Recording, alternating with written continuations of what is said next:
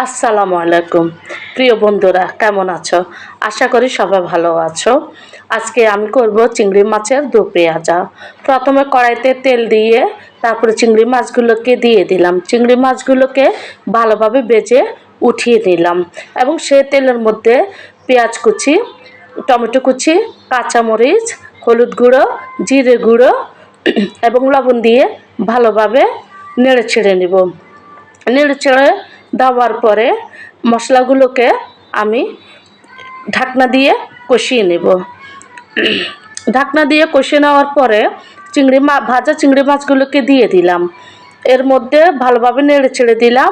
নেড়ে ছেড়ে দেওয়ার পরে চিংড়ি মাছগুলো হয়ে আসলে ধনিয়া কুচি দিয়ে দিলাম।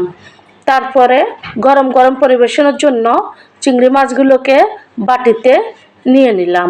আমাদের ভিডিওতে যদি তোমাদের ভালো লাগে প্লিজ লাইক অ্যান্ড সাবস্ক্রাইব করে দিও। ধন্যবাদ।